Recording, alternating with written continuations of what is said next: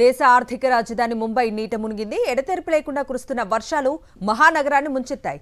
రోడ్లు, రైల్వే లైన్లు, లోతట్టు ప్రాంతాలు నీటితో నిండిపోయాయి. రహదారులు, కూడళ్లు చెరువుల్లా మారిపోయాయి. నడుము లోతు నీటిలో జనం మునిగిపోయిన పరిస్థితి.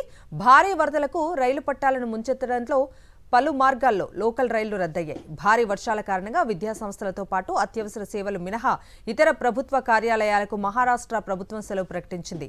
ప్రైవేట్ ఉద్యోగులు వర్క్ ఫ్రం హోం చేసుకోవాలని సూచించింది. అవసరమైతే తప్ప బయటకు రావద్దని ప్రజలకు విజ్ఞప్తి చేసింది ముంబై మున్సిపల్ కార్పొరేషన్.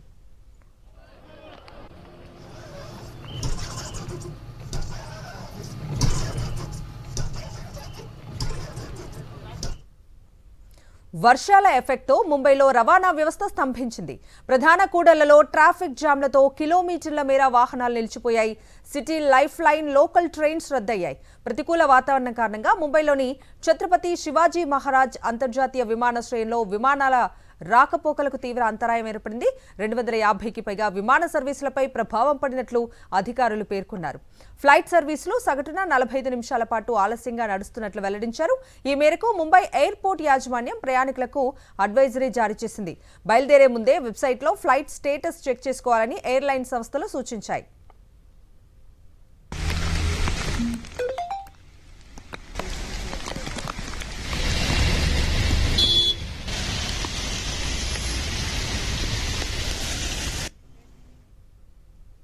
గత 24 గంటల్లో ముంబైలోని అనేక ప్రాంతాల్లో 200 మిల్లీమీటర్ల కంటే ఎక్కువ వర్షపాతం నమోదైంది. విఖ్రోలీ ప్రాంతంలో అత్యధికంగా 255.5 మిల్లీమీటర్ల వర్షం కురిసినట్లు ఐఎండీ పేర్కొంది. ముంబై, దాని పరిసర జిల్లాలో వచ్చే 3 రోజులు అతి భారీ వర్షాలు కురిసే అవకాశం ఉందని, గంటకు 40 నుంచి 50 కిలోమీటర్ల వేగంతో ఈదురుగాలులు వీస్తాయని భారత వాతావరణ విభాగం హెచ్చరించింది. ముంబైతో పాటు పూణే, పాల్ఘర్ జిల్లాలకు రెడ్ అలర్ట్ జారీ చేసింది.